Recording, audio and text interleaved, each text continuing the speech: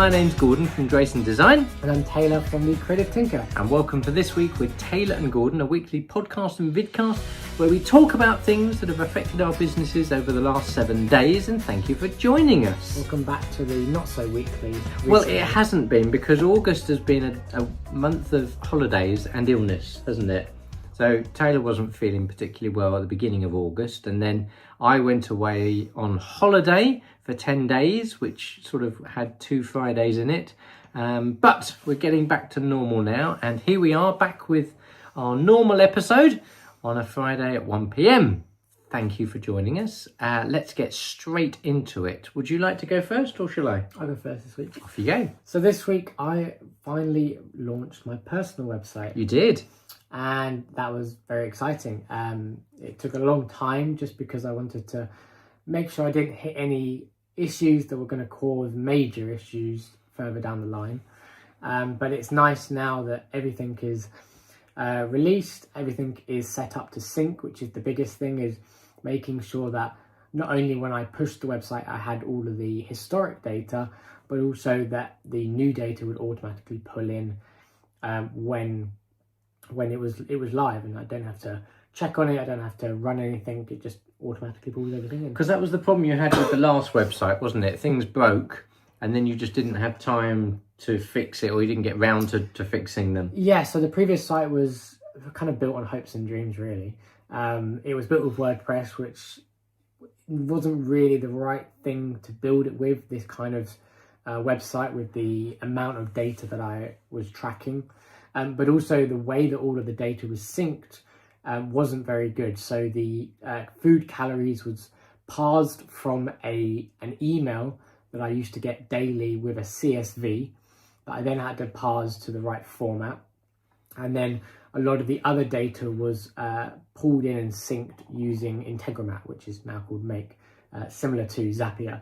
So again, if anything within that pipeline of the kind of no-code automation broke, then there was no backup. Like, I couldn't just rerun it. I didn't know because it didn't send anything alerts. And so, yeah, everything was kind of cobbled together and kind of worked, and I could kind of fix things, but I had to know when things broke.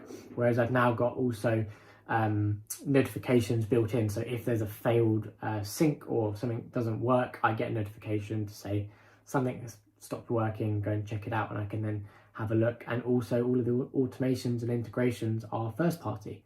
So I've actually natively connected to all of the third party systems rather than going through another third party to get them. Which is great. And you had a redesign as well. You sort of reimagined all the data and how it looks. Yeah, and again, that was something that was one of the reasons it took so long, is because I didn't know how I wanted it to look. I'm very picky about my personal site because I want it to be professional, I want it to look good, and something I'm proud of. And when there's so much data, you have to tread the line carefully between making sure stuff is scalable and normalized, so as kind of formatting the data as much as possible into the same kind of format, but also when you've got so many different data types that you still make sure that it's scalable, so that you're not then going to hit a limit or an issue further down the line when stuff isn't going to scale. So tell us a little bit about what it is you're tracking now. So I track my sleep, my food, my flights, events, check-ins, activities from Strava, notes, articles. Tracked? So media, so TV shows, books and films, and every time I fill up my car as well. So some people are going to be out there and they're going to be going, why? Why would you do this? Why do you want to put all that information on the internet? So, I know why, but do you want to tell everyone? Part of it is just because I find data fascinating. I find it kind of really, really interesting. I'm able to do analysis on it, not only within the same data set, but also across data sets. So I can see, does the amount of food that I eat correspond or have any correlation between how much sleep I get? Or, I can then track by the flight boundaries. So when I go to a new country and then when the flight back, I can then track trips for example, because I know when I left and when I came back, and I can then see and look back and go, oh, that's what I did. I went to that place, I went to a coffee shop, I went for a walk around the city. You know, I didn't get as much sleep when that was that because I was at WordCamp and we went out, you know, partying and things like that. All those different things I can kind of look back, things like on this day. So Facebook have a memories feature where you can kind of see, what did you do a year ago? What did you do on this day 5 years ago? And again, because I'll have all of the data, I can track and I can look back, and it's nice to be able to see, oh yeah, I met up with my friend for coffee, I should catch up with them, or, you know, it gives you memories that you might have forgotten about. Yeah, no, that's great. So your site is now live. Are there any tweaks left to do, or is it all complete now? I don't think it'll ever be complete. It's always going to be a playground where I add new things. One of the ones that I added was the ability to show all of the flights I'd been on a 3D globe, which is quite nice, and you can see the curvature of all of the flight paths. But it's, you know, a lot more interactive, and it looks kind of like its own internal app, which I quite like. The other thing I really want to do is add things like web mentions. So if I have somebody that links to my website in their article saying, I really like the way that Taylor did this part, this thing on their website, and they link to me, in the indie web there's a thing called web mentions, and they then send a request to your website and say, hey, I've mentioned you in my article, and then you can then store that, so then underneath you have a kind of a recollection of everyone that's interacted. The biggest kind of use case is people that want to post to their website, but then also post it to Twitter and to Mastodon and to Blue Sky and all the other kind of social platforms. So it's called POSSE, post on and syndicate elsewhere. Whereas I do a lot of PESOS, which is post elsewhere, sync internally, essentially. So I post on Strava and that then gets pulled into my website. But it's the same kind of idea. If somebody comments on Blue Sky or on Mastodon, they're going to then load on your website and you can see a whole archive of every comment that somebody's made. That's very good. So because it's a personal website, do you want people to know about it, and do you want to mention it? Or? Yeah, so the website's taylordrayson.com. You can go and check it out. There's a big rabbit hole. Every kind of page has a lot of internal links between stuff. There's single day entries, month archive, year archives, archives of, you know, all my activities, archives of tags, flights, and all of that stuff. There's tons of pages that you can find. There's a couple of Easter eggs as well, which you can probably find. And there's a really good search facility as well, which you worked upon, and I think you've already mentioned about before. But yeah, if you're looking for something in particular, or you want to just sort of find some data, then that's the way to do it. Yeah, so the search was quite an interesting one because it allows me to say, show me all of the activities where I ran or the distance was over 5 kilometers, and it will return you all the entries. And so I can then very much do more advanced queries and say, show me all of the activities over 5 kilometers, but also show me the check-ins that were in London or on this date. And you can build out like advanced queries to see different bits of data and actually search the data rather than just having a plain text box, which mostly just searches on text strings. And create little stories as well. Yeah, so one of the things I wanted to do was be able to do in-depth analysis. So rather than just have an analytics page, which I will add, which will show you kind of the live real-time data, being able to do the stories was quite a big thing, because for my fuel tracking, you can see a big correlation where the largest gap between two fill-ups is over 100 days, and people kind of would think, well, why is that? And it's because we were in COVID and I wasn't traveling anywhere, I wasn't driving, so I didn't need to fill my car up.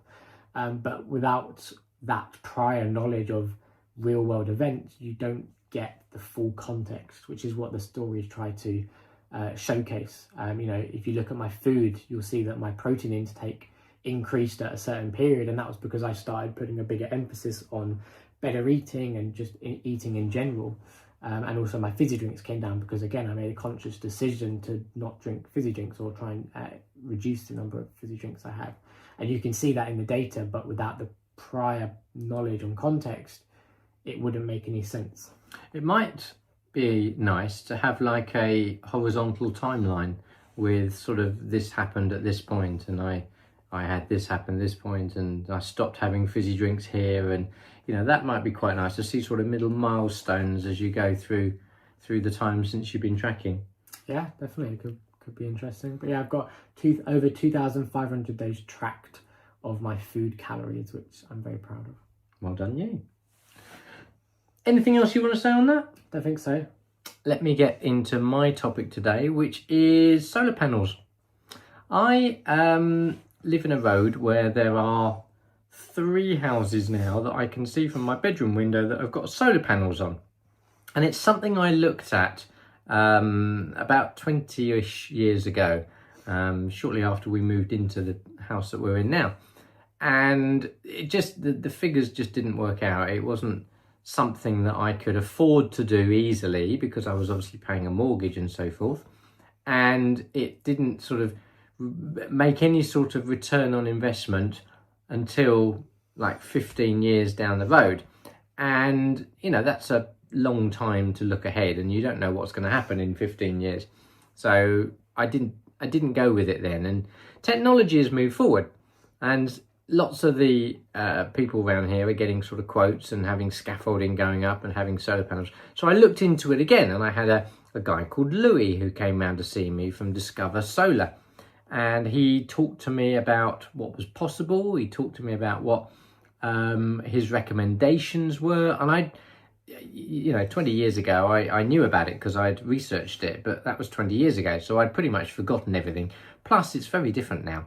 It used to be that you would get solar panels and that would feed into your electric, and you would use the electric. And then if you had more electric you were producing that you didn't use, you would then send it back to the grid, and they would give you some sort of refund or credit on your account, and that was it.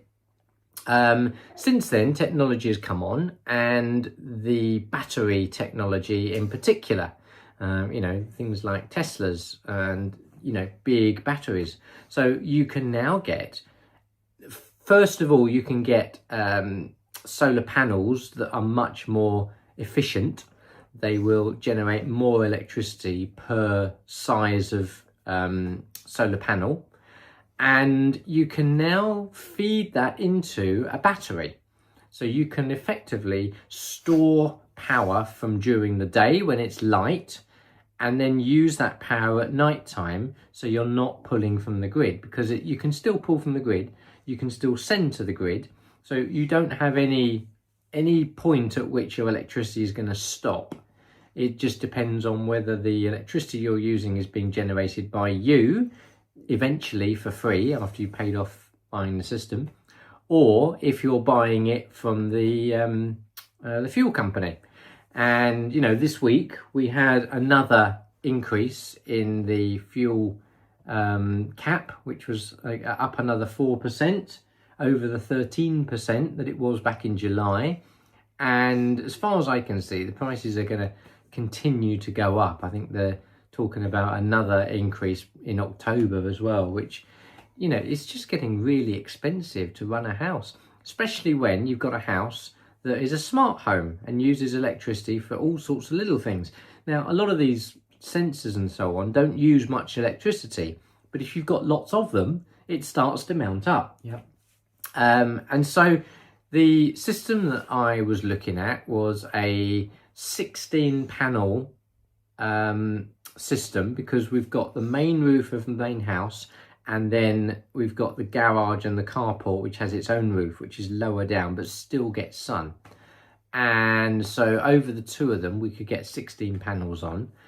We've got an 11 kilowatt, although it's nearly 12, so I'll say 12, but it's not quite, kilowatt hour battery, which it all feeds into, and a 6 kilowatt inverter, which is what converts the sun power into electricity effectively. And that was the system that I decided I wanted to do. I had this guy, Louis, came over, he explained everything, he answered all my questions, and I had a big long list of questions because I wanted to make sure I did it right, because it's, you know, it's not a cheap thing to do, but it's something that I think will pay off dividends in the long run. I had a couple of other companies that I approached to see if they would quote me. One of them quoted me for a system, but managed to price it up on our neighbour's house. So instead of coming round to see us, they just typed in the postcode and got the wrong house, basically. So that wasn't a good start. And when I told them that they got it wrong and this was the actual house, well, they didn't come back to me. So, you know, that's a great way to lose business.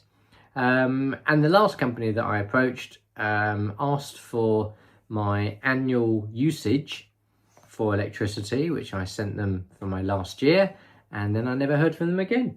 So I thought, do you know what? Louis has come round, he spent the time to explain everything.